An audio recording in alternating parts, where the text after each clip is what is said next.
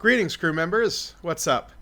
I haven't made a video in a while that's produced. I am working on a few that I've been writing, but this is going to be a bit more of a casual one, just to kind of get me back into the mood. But I did want to talk about something that I've been noticing as an increasing trend, especially in the last couple of months.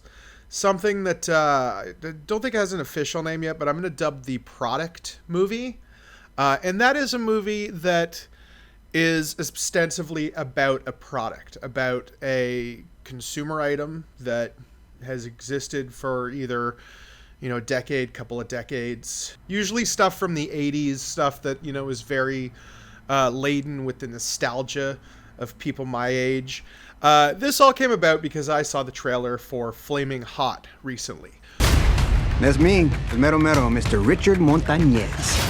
I'm the guy who helped bring the world the most popular snack it's ever seen. Which is the uplifting origin story of the Flaming Hot Cheeto. It's, the kind of standard rags to riches story that you've seen, supposedly based on a true story, probably because it's being, used by the Frito-Lay Corporation to sort of make their own imagery better, especially after some recent news involving strikes and wage theft. It's all about the uplifting story about how one man invented the the Flaming Hot Cheeto. This is only one of several examples I've seen in the last couple months. Probably the biggest profile one was Air, the story of the Air Jordan, and how, these brave marketing people with a dream and a hope in their eye created something that made everybody involved millions upon millions of dollars.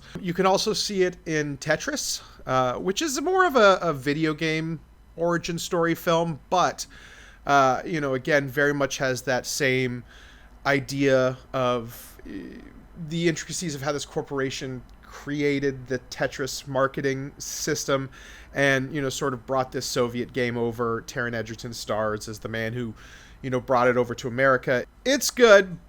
And that's the problem, is a lot of these movies are good, or at least decent and watchable. I haven't seen Air yet, but I've heard nothing but really good reviews about that movie. I have to admit, the trailer for Flaming Hot makes it look like, oh, this could be a real tearjerker of a story, and it's got some moments that make me laugh. Who eats Cool Ranch anyway? That lady. But what is behind these films, and why all of a sudden are we getting a bunch of movies that are essentially about products, about things that you buy or things that you can buy or have bought in the past? And I think that's a really important question to ask right now, especially when we're in an age where people's general opinions of corporations, their general opinions of things like price gouging, of inflation, of the way that, these major corporations seem to be just taking more and more advantage of their consumers. It's hard not to look at this recent trend as sort of a bit of a propaganda push to rehabilitate the images of these various companies by selling the ideas that their products are these things that are so inspiring and so monumental to the course of human history that we can't just not make a movie about it, right? It's like not making a movie about the Titanic sinking or the first man to go to the moon, Neil Armstrong.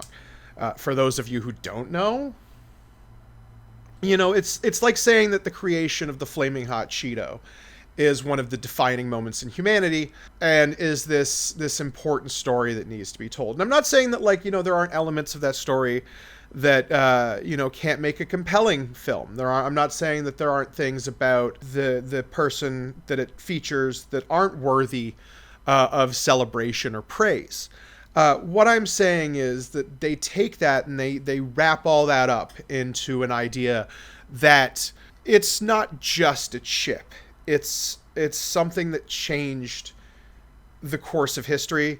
It's something that empowered a community, especially an underserved or disadvantaged community like the Latino community. And I think that what we're going to see is a lot more of these films. Even to a degree, there are movies that have come out that have done this sort of successfully.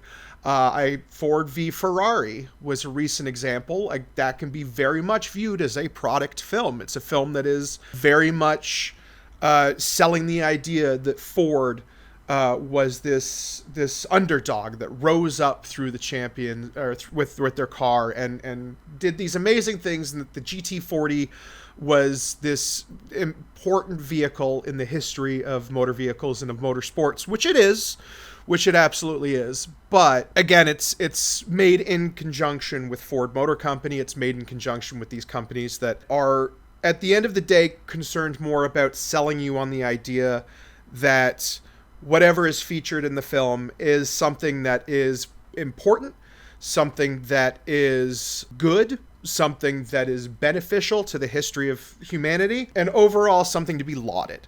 And that sort of corporate product creation as a whole is something to be lauded.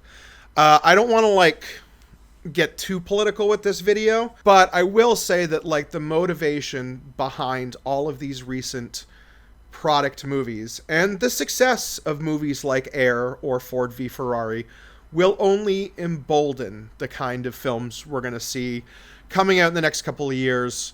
Ooh, my light turned off. I guess you'll have to deal with ambient light. Yeah, you're only going to see the kind of movies coming out in the next couple of years that are just going to kind of continue that trend of trying to say, hey, the Lite-Brite was the most important toy to ever exist. So just my 2 cents on that. Keep an eye out for these movies coming out. Take them with a grain of salt, the stories they want to tell. Some of them, it's worthy having a film about it. The Founder was certainly a movie about McDonald's that did not make its founder, Ray Kroc, very sympathetic at all.